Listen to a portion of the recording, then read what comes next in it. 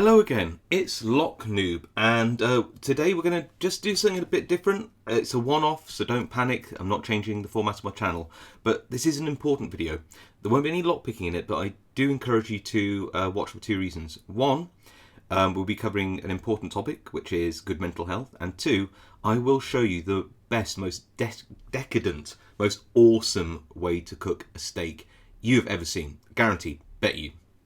Alright, so if that's not good enough reason to carry on watching, then I don't know what is. So I was contacted by Dave Scurlock, and he has a great, really interesting lockpicking channel where he actually does a lot of picking on location. So I'm going to leave a link somewhere up there and probably in the description. You've got to go check it out. Anyway, really nice chap, and he knows a number of people through the UK Lot Sport Forum.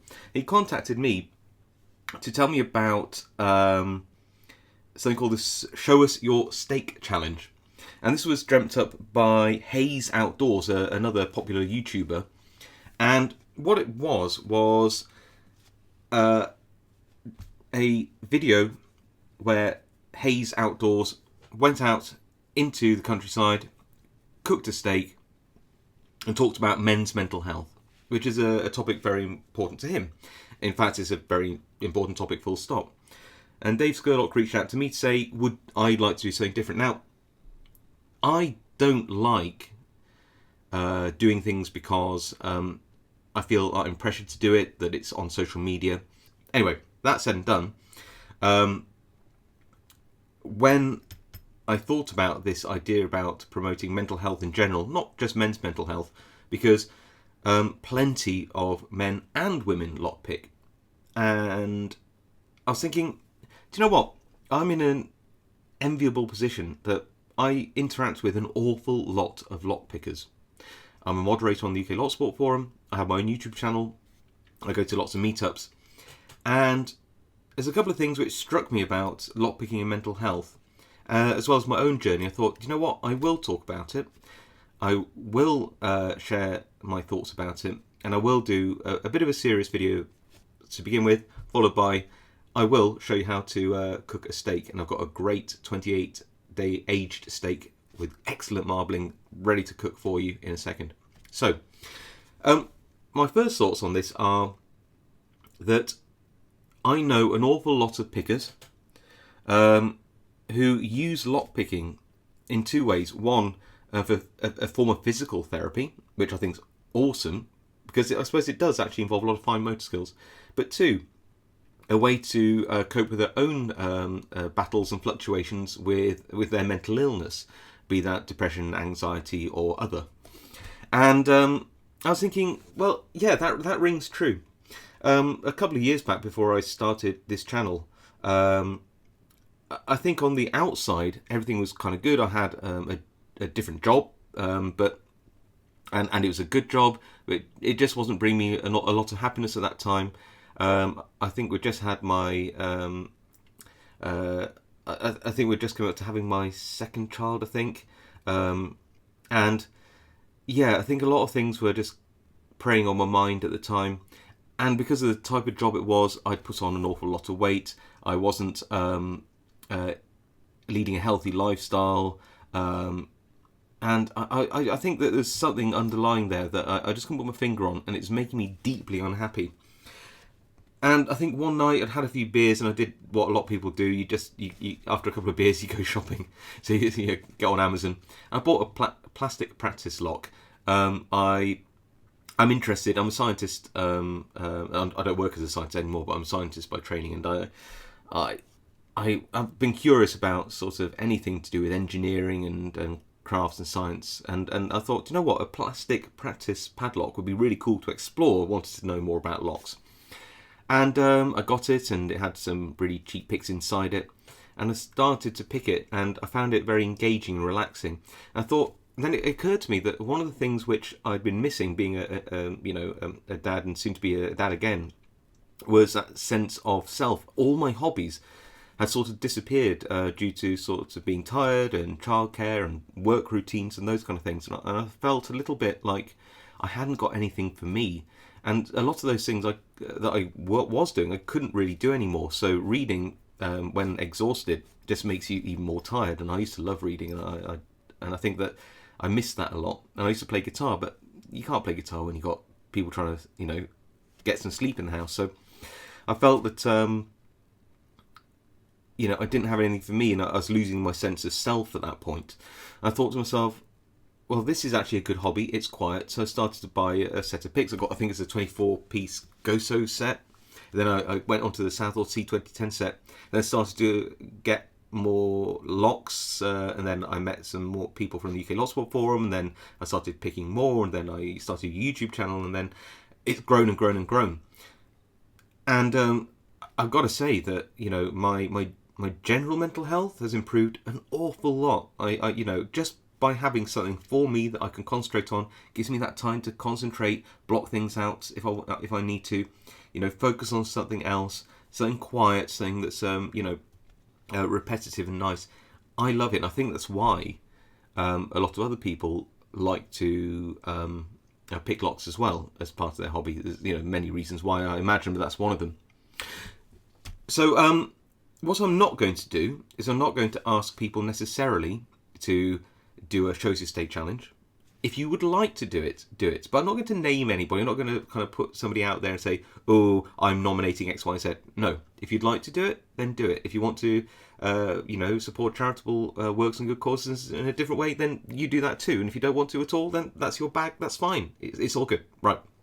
That being said, I will link to sort of a charity. Again, I'm not asking for donations, but because I don't really have any mental health charities that I personally support, but I have a very close friend who likes to support something called Papyrus, which is a prevention of young suicide. It's just a cause which has impacted her and her family. So I'm going to just leave a link to the Papyrus website. You can explore it if you want. You don't have to. Again, I don't know anything about that charity in particular, but one of my good friends rates them very highly, therefore I do in turn. Right, that's enough of me whittering on. The only thing to say really about mental health is, male or female, if you feel that you are declining in your mental state, that you are unhappy, that you know something is wrong, please talk to somebody. Do not keep it in. I think the worst thing you can do is try to bottle it up, put yourself in denial. It doesn't matter whether it's a helpline, a friend, family, a colleague, a charity, a doctor. It doesn't really matter. The fact is, you should tell somebody.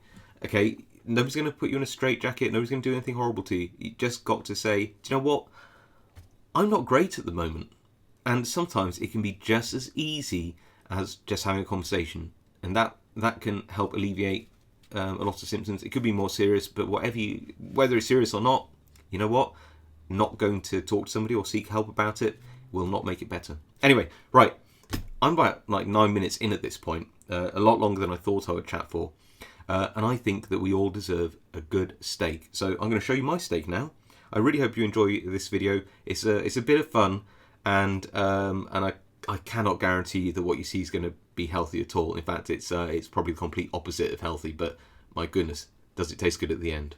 So here we are in the Lockdoom kitchen, and what do we need to do the perfect steak? Well, the only essential ingredients here, apart from a little oil, are the steak and the salt.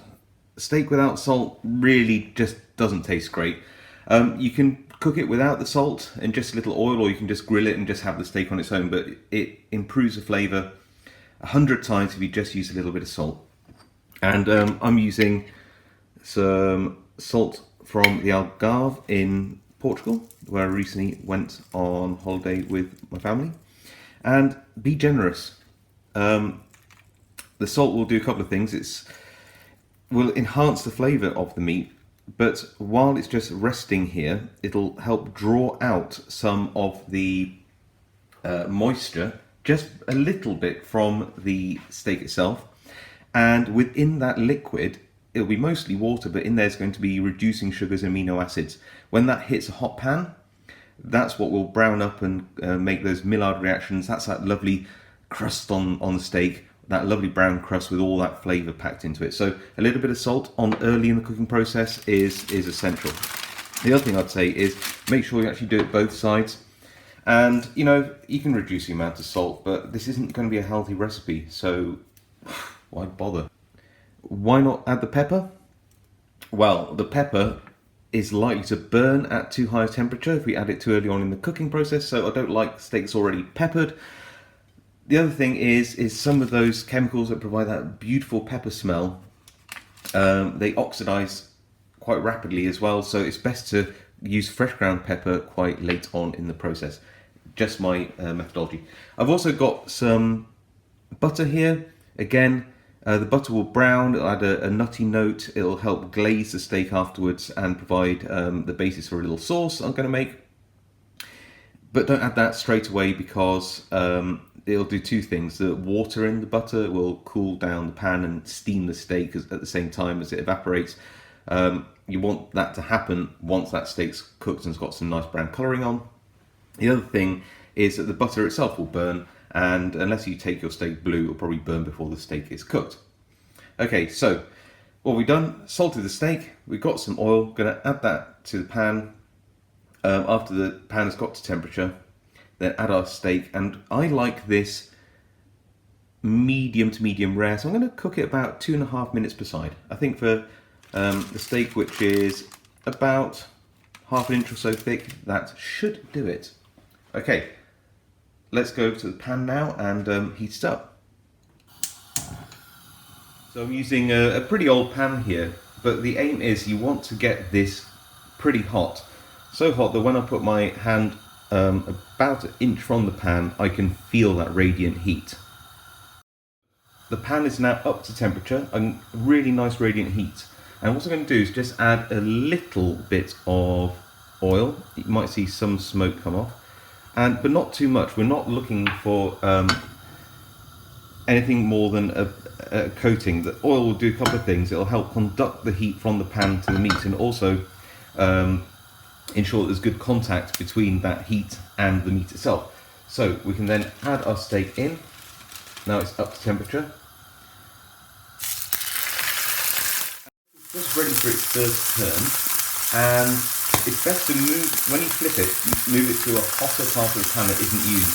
When you turn it over in its same space, you'll end up really putting it onto a cooler part of the pan, and that's not what we want. We want a nice brown crust on our steak. Okay, second turn. That crust is looking absolutely incredible at this point, and what we're going to do is season that side now with pepper.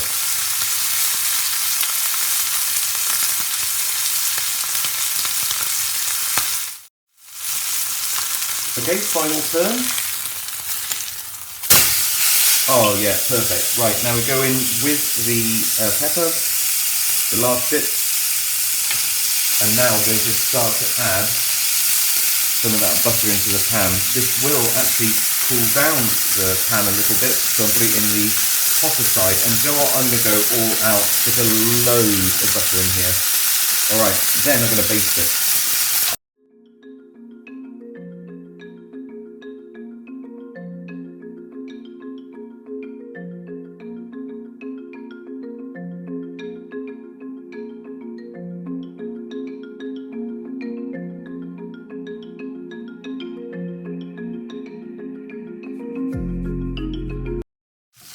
Okay, that steak is now done, and I'm going to move it straight to a plate where it will rest away from the heat for about 5 minutes, maybe 6.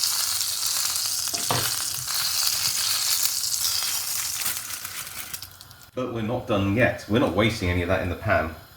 We're going to throw in a slice of fresh white bloomer. We're going to flip it over, and we're going to fry that in this leftover butter. We're just going to turn the temperature down a wee bit, and we're going to crisp that up. And do you know what? We're actually going to add a little bit more salt on top. This is not healthy. This is not a healthy recipe whatsoever. But this is a meal to make us feel good, that you have once in a while. This isn't an everyday or every week or frankly even every month treat. This is going to be just an amazing little treat, a little snack, because we deserve it.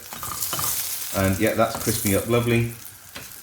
I won't actually salt on both sides, there's no need. I'll just make sure that it's to temperature, and then we'll take that out as well. Just make sure, where are we at? Yeah, that is absolutely perfect. There we go. Right, now what we do, we turn it right down, right down. We're not wasting any of that. Look at that, that's butter, that's meat juices, that's all the stuff that needs to be deglazed. And it's going to let that pan come down to temperature a little bit. And then I'm going to add a tiny bit of water to that and make a tiny little sauce that we're going to use for dipping.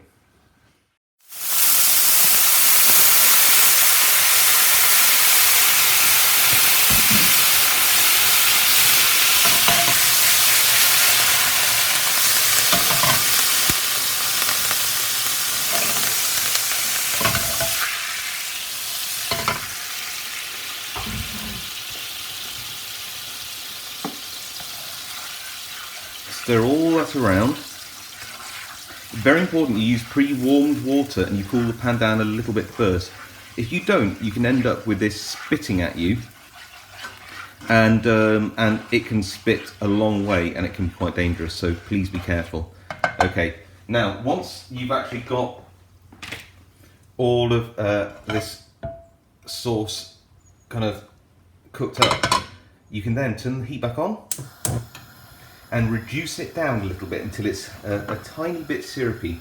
So what